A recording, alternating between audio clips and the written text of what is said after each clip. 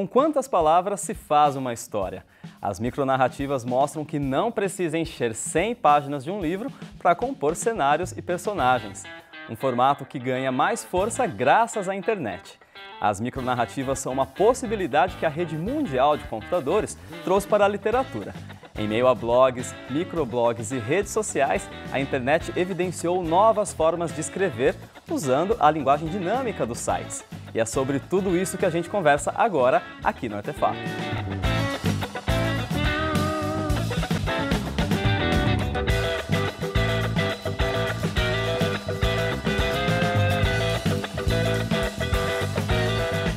Olá, começa agora mais um Artefato e hoje nós vamos falar sobre micronarrativa, uma forma de escrever que vem crescendo com a popularidade das redes sociais. E para esse bate-papo aqui no nosso estúdio, a gente recebe o escritor Edson Rossato. Tudo bem? Edson, muito obrigado pela sua presença aqui. Eu que agradeço. Por ter se deslocado de São Paulo até Bauru, né? Pela quarta vez? É, a quarta vez já estou pensando em fazer a ponte aérea toda vez que vocês precisarem, estou por aqui. Já virou cliente da cidade. Isso, já. sempre. Bom, o Edson ele é autor do livro 100 Toques Cravados, que traz 500 pequenas histórias contadas através das micronarrativas. Então, vamos conhecer um pouco mais sobre ele. Eu sou um contador de histórias, não importa qual é a mídia. Às vezes eu uso a micronarrativa, né? Eu uso a palavra, às vezes eu uso o roteiro de histórias em quadrinhos. Algumas vezes eu tento utilizar a linguagem do teatro. E eu comecei a escrever desde pequeno, quando eu comecei a contar muitas mentiras. Eu mentia bastante e aí eu resolvi canalizar isso em história. E hoje eu tenho essa especialidade de escrever micronarrativas. Eu escrevo histórias com exatamente 100 caracteres, contando os espaços e pontuações, e todas elas dizem respeito ao cotidiano. O cotidiano é retratado nessas micronarrativas. Também sou cronista, escrevo crônicas bem-humoradas sobre o universo feminino na visão de um homem, que no caso sou eu. E lancei o livro Toques para as Mulheres no ano passado e já vendeu bastante, as mulheres gostam bastante disso e levam tudo com bom humor. Bom, Edson, então para começo de conversa, para a gente entender do que a gente está falando, o que é uma micronarrativa? Micronarrativas são pequenas histórias que têm começo, meio e fim e que trazem algum tipo de... Pode ser um preceito moral, ou pode ser também uma história de humor, uma crítica social, alguma coisa nesse sentido. Uma das características da micronarrativa é que ela pode ter todos os elementos ali inclusos naquela narrativa, ou ela fazer a menção a uma coisa que já se passou, mas que está implícito. Você entende que aquilo aconteceu, mas não está escrito ali, mas você entende. Ela acaba se focando então num aspecto mais fechado da história. Sim, são histórias muito curtas, então eu costumo dizer que certas temáticas elas funcionam em certos gêneros, não serve para outras. A temática para uma micronarrativa não pode ser usada num conto, e a de um conto não pode ser usada num romance. Sim. Então eu costumo dizer que a micronarrativa, ela é, como você falou, é episódica. Ela é como se fosse uma imagem, sabe aquela coisa de uma imagem vale mais do que 1000 palavras? Sim. Então é mais ou menos isso, é como se fosse uma foto, um episódio, alguma coisa muito única ali. Sim. Eu costumo dizer que se a crônica é um retrato do cotidiano, a micronarrativa é a sua foto 3x4. É bem reduzido, realmente. Muito reduzido. E Edson, até pelo que a gente apresentou na abertura do programa, a gente falou que as micronarrativas elas foram bem impulsionadas pelas redes sociais. Mas elas são realmente algo tão novo, assim, uma invenção tão recente? Não, na verdade não. Na verdade, se a gente considerar histórias curtas com começo, meio e fim, e considerar tanto prosa e verso, desde o século XV existem os haikais, né, ou haikais, que o pessoal chama também, que são micropoesias. Mas algumas tinham começo, meio e fim, como se fosse uma micronarrativa também. Sim. Um pouquinho mais parecido com micronarrativa, aliás, só um detalhe, as pessoas que faziam isso antigamente não davam o nome de micronarrativa, porque na verdade não tinha um nome. Até hoje as pessoas chamam de micronarrativa, nanoconto, microconto, conto breve. Não tem um consenso sobre isso. Não tem um consenso, cada um chama do jeito que quiser. Eu chamo de nanoconto. Bom, de uns tempos para cá, de algumas décadas para cá, essas micronarrativas, que é que eu vou chamar daqui por diante, elas, como as pessoas faziam e não davam esses nomes, então o pessoal não conseguia nem estudar, né, registrar. Isso, exatamente. Por exemplo, durante a Primeira Guerra Mundial, aquele escritor Franz Kafka, Sim. ele escreveu no diário dele assim, hoje a Alemanha invadiu a Polônia. Natação à tarde. É uma página do diário dele, um pequeno trecho ali. Sim. Ele não quis escrever uma micronarrativa, ele escreveu alguma coisa que hoje nós classificamos como micronarrativa. Tem até uma cara de uma anotação uma sobre anotação, o dia a dia. exatamente. Na década de 50, Ernest Hemingway foi desafiado por um amigo dele a escrever uma história completa com apenas 6 palavras. E ele escreveu assim, vendem-se sapatos de bebê, sem uso. Nossa. Então, é um pouco chocante até, né? Sim. Porque se os sapatos de bebê não foram usados, por que não foram? Sim. A criança não vingou. Isso não está sendo dito graficamente ali, mas você entende isso. Acaba ficando muito para a imaginação do próprio leitor. Exatamente. Então. Hoje, nós, microcontistas, nós temos em mente que somente 10% da micronarrativa ela é grafada. Os 90% fica por conta do leitor. Eu costumo dizer que o leitor ele é coautor da história na hora da leitura, porque eu preciso do conhecimento do mundo dele para poder fazer aquilo fazer sentido. Sim. Nesse caso mesmo do Hemingway que você disse, a pessoa pode ter várias interpretações, né? O bebê pode não ter nascido porque ele foi abortado, a mãe pode ter morrido em um acidente de trânsito, e aí cada um cria a sua história. Exatamente, exatamente. É claro que tudo vai depender do conhecimento de mundo do leitor, aliás, do conhecimento do mundo geral também, né? Porque se você coloca 3 ou 4 palavras que, juntando essas palavras, dá um conhecimento de mundo específico, não tem condições da pessoa pensar que é uma outra coisa. Sim. E como que você, um escritor, chegou nos microcontos, na micronarrativa? Como que foi esse caminho? 2 motivos. Primeiro, que eu não tenho muita paciência para escrever coisa muito longa. Segundo, porque eu sou roteirista de histórias em quadrinhos, eu tenho muito contato com amigos que são desenhistas. Tá. E eu sou louco para fazer histórias tirinhas, com 3 quadrinhos. Sim. Só que os meus personagens desenhados, eles todos pareciam aquele dinossauro rosa, aquele Barney, né? Horrível, horrível. Falei, bom, eu não sei desenhar, mas eu sei escrever. Será que eu consigo escrever uma história com menor número de palavras? Sim. Eu escrevi, a primeira história deu 98 caracteres. E eu tenho uma espécie de toque para números redondos, para números quebrados, muito próximos de números redondos. De 98 para 100, dá para eu poder mudar alguma coisa aqui. Claro. Mudei uma palavra aqui, outra ali deu 100. Poxa vida, 100? Eu acho que eu vou fazer um outro. Fiz 1, 2, 3, 100, 500, hoje eu estou com 700. Caramba! Eu lancei esse livro, 100 Toques Cravados, com 500 micronarrativas. Detalhe, todas têm exatamente 100 toques cravados, 100 caracteres. Justifica o título do livro. Exatamente. Bom, então esse até vou pedir para você segurar um pouquinho, que é o nosso assunto do próximo bloco. Então a gente vai para um rápido intervalo e no próximo bloco a gente continua conversando sobre o trabalho do Edson Rossato e também sobre a influência das redes sociais nas micronarrativas. Então, fique por aí.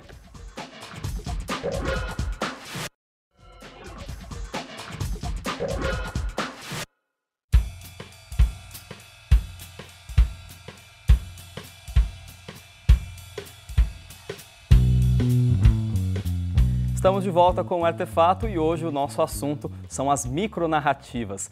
Para falar sobre esse assunto, a gente recebe aqui no nosso estúdio o escritor Edson Rossato. A gente começou a falar no bloco anterior do seu livro, Edson, pedi até para você segurar um pouquinho. Vou mostrar ele agora para o pessoal. É esse livro aqui, Isso. 100 toques cravados. Você comentou de que todos eles foram criados com 100 toques. Por que os 100 toques? Você comentou que você tem um toque com 100 toques. Na verdade... Facilitava divulgar eles pelo Twitter, por exemplo? Sim, também foi por causa disso. Primeiro foi porque o primeiro tinha 98 e aí eu arredondei para 100. Mas depois algumas pessoas já escreviam micronarrativas em 140 caracteres do Twitter. Só que em 140 caracteres você não assina seu trabalho. Sim, se alguém vai dar o RT não cabe sua arroba. Não cabe. Aí eu resolvi fixar nesse 100, porque dava para eu colocar lá uma hashtag 100 toques e ainda assinar meu nome, Edson Rossato. Deixa eu só mostrar para você uma coisa. No bloco anterior eu não consegui lembrar de uma micronarrativa que eu pudesse mostrar para vocês, que muitas vezes ela já começa no meio da ação, a micronarrativa. Então, por exemplo, aqui, eu vou ler uma. Na carta psicografada. Mãe, por favor, nunca mais coloca água sanitária na garrafa PET de Guaraná. Essa é uma micronarrativa. Então, o que você imagina quando você termina de ler? Você imagina já o rapaz lá no passado, olhando aquela garrafa, achando apetitoso, virando aquilo, morrendo, e a mãe fazendo lá, indo até uma mesa branca, fazendo. Então, quer dizer, toda essa ação, ela só é entendida depois que termina aqui, você fala, tá, aconteceu no passado. Sim. Então, as micronarrativas são todas assim, você pode começar na metade da ação já, e depois você entende que a ação passada. Além da limitação de caracteres de redes sociais, por exemplo, o Twitter, que tem 140 caracteres, você acredita que tem uma mudança também de perfil das pessoas, de que hoje a gente lê menos e por isso então a gente tem menos tempo para ler, ou não quer ler tanto, e aí isso acaba fazendo com que as pessoas escrevam micronarrativas? Na verdade, não são só as micronarrativas que mudaram, que hoje estão inseridas, né, com as redes sociais e internet. Qualquer tipo de escrita. Hoje, eu gosto muito da revista Super Interessante. Sim. Eu assino há anos e anos. Eu percebi de uns anos para cá que os parágrafos estão ficando menores. Tá. As ideias estão ficando mais concisas também em textos mais longos. Sim. Hoje nós temos um perfil de pessoas que acham que não tem tempo para ler. Por isso que o Twitter e o Facebook, eles têm, de uma forma... O Twitter é obrigatório você escrever pouco mesmo. Sim. Ali. O Facebook não, você tem lá, acho que você pode escrever até 1000, acho que 1000 caracteres ou um pouco mais. Eles sempre costumam aumentar o limite, porque o povo começa a escrever mais. Mas você, até por conta da efemeridade das coisas que você posta ali, você tem que colocar de uma forma que as pessoas leiam. Quem escreve quer ser lido, não importa o quê. Sim. Quem escreve quer ser lido. Então você vai escrever da forma mais concisa possível para ficar lá no mural da pessoa e a pessoa poder ler. Então eu acho que essa efemeridade das ideias e tudo muito rápido, tudo muito o imediatismo faz com que essas ideias mais concisas elas acabam prevalecendo em relação aos textos mais longos. E detalhe, hoje em dia se privilegia as ideias mais concisas também em romances. Sim. Tem pessoas que escrevem, vão escrevendo, escreve. Quando terminam de escrever, tá pronto. Não, você tem que ter uma releitura daquilo e diminuir da forma que aquilo seja o mais próximo possível da clareza mesmo. Da clareza, né? E também de não faltar nem sobrar. Eu costumo comparar a escrita de qualquer texto como fazer café, onde o conteúdo é o pó, e a água são as palavras. Você tem que ter a quantidade certa, que se você colocar muitas palavras com pouco conteúdo, fica uma ideia um livro totalmente raso. Sim. Ou se você usa poucas palavras para muito conteúdo, tudo acontece muito embolado. Muito rápido. Então tem autores que escrevem livros com 600 páginas, que se eu fosse pegar para fazer a edição desse livro, talvez eu escreveria com 400 ou não 500. Necessariamente viraria uma micronarrativa, mas você diminuiria. De forma alguma. Às vezes você consegue transformar 3, 4 linhas em apenas 2 ou 1,5. Sim. Tem uma frase muito importante do Thomas Jefferson, o presidente americano. Ele dizia assim, o mais valioso de todos os talentos é o de nunca usar 2 palavras quando uma basta. Então é mais ou menos isso que funciona. E a gente, aproveitando que a gente comentou sobre o comportamento na internet, nas redes sociais, com essa possibilidade de blogs, de Facebook, de Twitter, todo mundo escreve e todo mundo virou micronarrador hoje em dia, né? E não é. Tem algumas pessoas que escrevem umas frases de efeito e acham que é uma micronarrativa, e não é. Por exemplo, tem uma lá que eu acho engraçado, que é... as mulheres, geralmente, que estão sem namorado, costumam escrever assim, homem é como lata, uma mulher chuta, outra cata. Você já viu isso, né? Então, isso não é uma micronarrativa, isso aí é um aforismo, pensamento espirituoso. Não é uma micronarrativa. Micronarrativa tem que ter narração, tem que ter ação, tem que ter personagem, tem que ter tudo isso. Inserido pode ser numa única linha, mas tem que ter inserido isso. Você tem que poder identificar. Mesmo que não esteja explícito no texto. Exatamente. Bom, aproveitando que a gente está falando da influência das redes sociais e das novas narrativas na literatura, você já pensou em acompanhar uma novela policial pela internet? A gente foi conhecer um pouco mais desse projeto, que usa um blog como plataforma de distribuição. Vamos ver.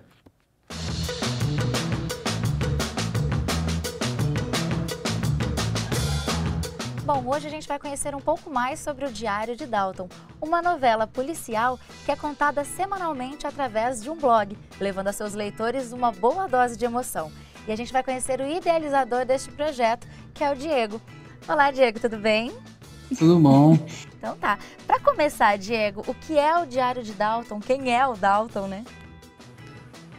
Bom, o Diário de Dalton, enfim, como o próprio título diz, para resumir rápido, é uma novela policial que eu chamo de novela policial romântica, porque na verdade ela é contada a partir de um personagem que eu criei, que é o Dalton Estrela. E o Dalton, ele é justamente um detetive particular especializado em investigações de crimes conjugais, né? Legal, e como que surgiu a ideia desse projeto? Na verdade, assim, eu trabalho com cinema, né, há muito tempo, e num determinado momento da minha vida eu estava montando um filme, um documentário, que envolvia detetives particulares. E aí, nesse momento, eu descobri que os detetives particulares em São Paulo, por exemplo, eles... por trás de toda aquela coisa da investigação policial e tal, o que eles mais fazem é realmente investigar crimes passionais, né? Crimes conjugais, na verdade. E eles não gostam muito de falar sobre isso. E aí eu acabei criando esse personagem que é justamente o inverso disso. A paixão dele é justamente os crimes conjugais, assim. Então começou por aí. A ideia do blog mesmo, de publicar, surgiu porque eu já escrevo há algum tempo várias coisas, ainda não publiquei nada, né? E eu tava, na verdade, precisando de um espaço para justamente me motivar a escrever diariamente, e uma motivação mesmo, e também para tentar um feedback, tentar entender como funciona essa relação autor e leitor, enfim. O quanto essa interatividade fica evidente assim, no seu trabalho? Você consegue tirar um pouco da opinião do leitor e colocar isso ali na sua produção diária? Eu tiro sim. Eu tenho um público que eu desconheço de uma certa maneira, mas sim, tem algumas pessoas que comentam e eu levo isso sim muito em consideração. Legal. Para quem quer conhecer um pouquinho mais sobre o Diário de Dalton, como que acessa? É só acessar o blog Diário de Dalton, tudo junto, .wordpress, com 2 S no final, .com. É o blog, tá lá o blog. E aí também tem tem uma opção lá de poder seguir também. Ele tem um seguir que, se digitar o e-mail, o seu e-mail lá e se cadastrar, você recebe esses posts por e-mail quando eles são publicados. Bom, o Artefato vai agora então para um rápido intervalo e no próximo bloco tem dica para você, viu? Se você está assistindo a gente desde o começo e se interessou por escrever micronarrativas, o Edson dá algumas dicas, então não saia daí.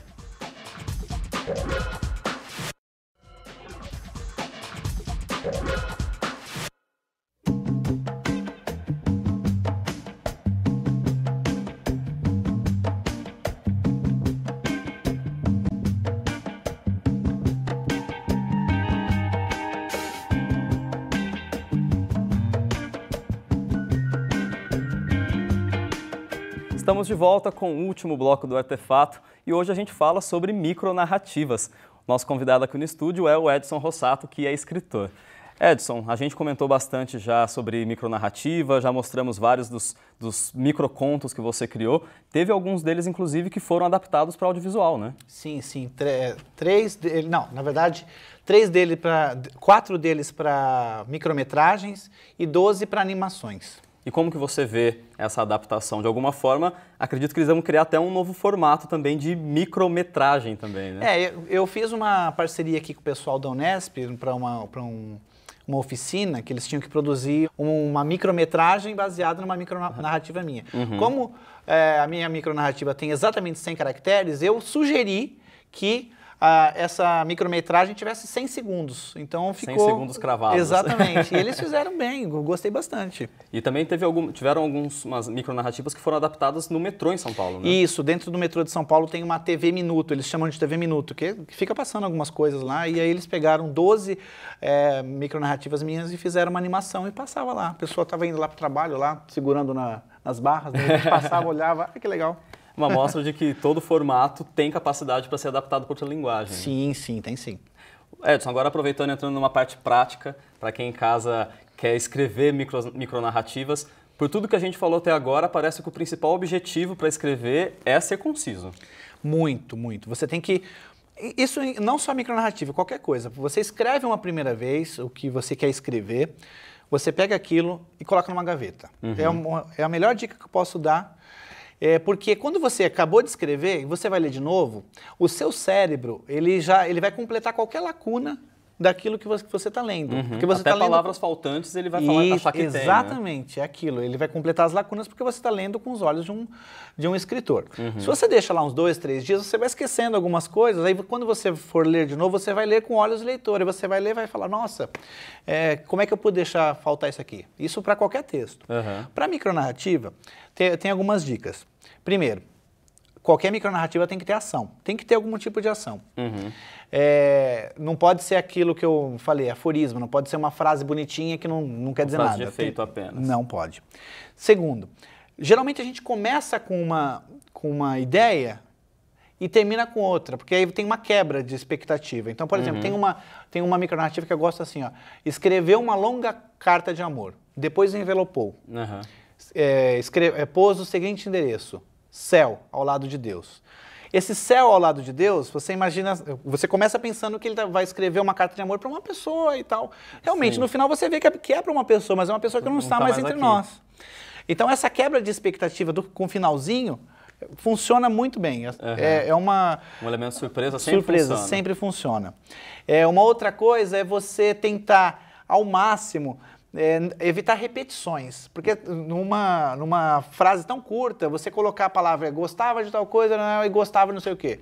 Você colocou 2 palavras iguais, não precisa, tenta usar um sinônimo ali para ficar uma leitura gostosa, porque é muito curtinho aquilo, né? E tudo pode gerar uma micronarrativa, né? Fiquei sabendo que na sua viagem para cá você criou 4 microcontos. Vim para cá. Dentro do metrô eu vi um homem lendo jornal e aí escrevi alguma coisa que... Mais ou menos assim a ideia, mais ou menos assim, que gostava de ler jornal todas as manhãs ele gostava de ler jornal todas as manhãs no metrô. Então, ele e todos os que ficavam por cima do seu ombro, né, ficavam bem informados todos os dias, né? É mais ou menos isso. É aquela coisa do cotidiano que eu falei, né? Você capturar um instante em palavras. Sim. Então, você imagina aquilo, né? Ele lendo e a pessoa lendo pelo ombro dele também, por cima. Então, é assim, eu costumo pegar um caderninho preto, dizem que é Moleskine, mas não é só genérico. Eu sento numa cafeteria e fico olhando o movimento. Teve uma vez que eu vi uma moça passando e ela tinha uma tatuagem muito engraçada na panturrilha. Aquele símbolo de play numa perna e na outra aquele símbolo de pause. Eu fiquei olhando aquilo e falei, não, que coisa engraçada. Aí eu fiquei imaginando. E eu escrevi a seguinte micronarrativa. Tatuou play na perna esquerda, pause na direita. Vivia mancando. Então, é aquela coisa de você olhar uma coisa no cotidiano e ver como aquilo pode funcionar dentro da arte, né? Uma pessoa, digamos assim, todo artista, seja ele um escultor, seja ele um pintor, seja ele um escritor, qualquer um, ele vê o mundo de uma forma diferente. Um outro tipo de pessoa olharia essas tatuagens, legal. A gente vai um pouquinho além. E me parece, pelo que até os exemplos que a gente usou ao longo do programa, de que a micronarrativa se dá muito bem com humor, né? Sim, bastante. Com humor é legal. Eu gosto de usar bastante humor. Eu só não acho legal, mais uma dica, usar micronarrativa só com diálogos no humor, porque senão parece anedota. Sim, parece piadinha. Isso, aí ele perde um pouquinho da graça. Sim. Né? Então, é uma dica, não use muito isso. Você atualmente já está trabalhando com um projeto novo, que você comentou que você tem a vontade de escrever uma novela usando a estrutura de um seriado de TV. Isso, eu gosto muito. Estou escrevendo já. É um romance que tem 24 capítulos. Por que 24?